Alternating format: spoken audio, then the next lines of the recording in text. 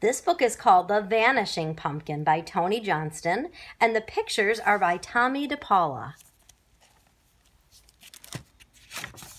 The Vanishing Pumpkin. Something is vanishing when it disappears. The Vanishing Pumpkin. There was a 700-year-old woman. There was an 800-year-old man. They were rocking by the fire as the sun came up. "Old man," said the old woman, "that sun reminds me of something." "What?" asked the old man. "Pumpkins, and pumpkins remind me of Halloween, and that's what day it is." October 31st. "Lucky lizards," croaked the old man. "Fetch the pumpkin we've been saving, and let's make a pumpkin pie." The old woman would have done that, but the pumpkin had vanished from sight. She looked in the coffee pot. No pumpkin. She looked in the bed. No pumpkin. She looked in her purse of magic powders. No pumpkin, not a single one. "Snitched," she cried in a 700-year-old voice. "Our Halloween pumpkin's been snitched." "Great snakes," croaked the old man. "Who would dare snitch a pumpkin from an 800-year-old man?"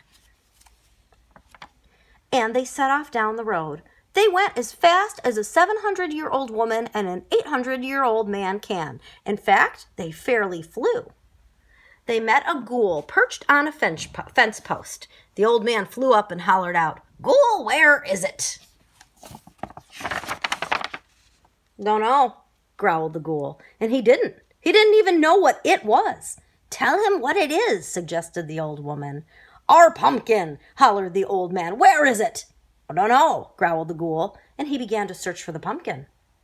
He looked underneath himself. He looked behind himself. "Stop that," cried the old man, "or I'll do you such a trick." "Please do," growled the ghoul.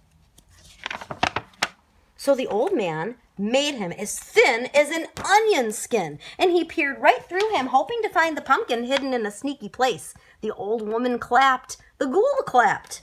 Even the old man clapped at that trick, but they did not find the pumpkin. So the old man made him a normal ghoul again. "Oh, where is that pumpkin?" croaked the old man. "I want my pumpkin pie."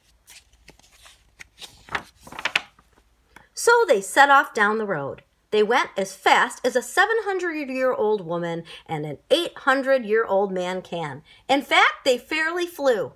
The ghoul came right behind. He wanted to see more tricks. He wanted some pumpkin pie, too. They met a rapscallion picking mushrooms. The old man flew up and hollered out, "Rapscallion, where's the pumpkin?" whispered the old woman. "Exactly," muttered the old man. "Where is it?" The rapscallion thought about that. He looked behind a rock. No pumpkin. He looked under his feet, which was hard to do. No pumpkin.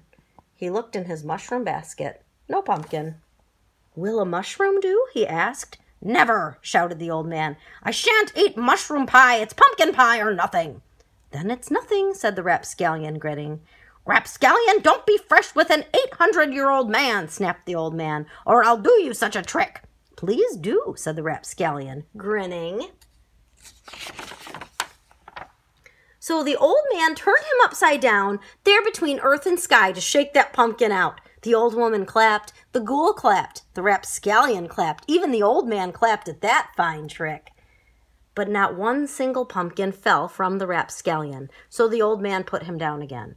"Oh, where is that pumpkin?" croaked the old man. "I want my pumpkin pie." So they set off down the road. They went as fast as a 700-year-old woman and an 800-year-old man can. In fact, they fairly flew. The ghoul and the rapscallion came right behind. They wanted to see more tricks. They wanted some pumpkin pie, too. They met a varmint right then and there. The old man flew up and bawled out, "Varmint, did you see a pumpkin go by? A big fat one?" "A great big fat one?" asked the varmint. "Yes, yes," cried the old man, jumping up and down. "Nope," said the varmint, and he laughed wickedly. "Wicked, wicked, wicked," shouted the old man. "I'll do you such a trick for tricking me." "Please do," laughed the varmint. So the old man turned him into a black cat and gave him lots of fleas. The old woman clapped. The old man clapped at his own trick. The varmint scratched, but no matter how he scratched, he never scratched a pumpkin. So the old man brought him back again. "Oh, where is that pumpkin?" croaked the old man. "I want my pumpkin pie." So they set off down the road. They went as fast as a 700-year-old woman and an 800-year-old man can. In fact, they fairly flew. The ghoul and the rapscallion and the varmint came right behind. They wanted to see more tricks. They wanted some pumpkin pie, too. They met a 900-year-old wizard rocking by a fire as the sun went down.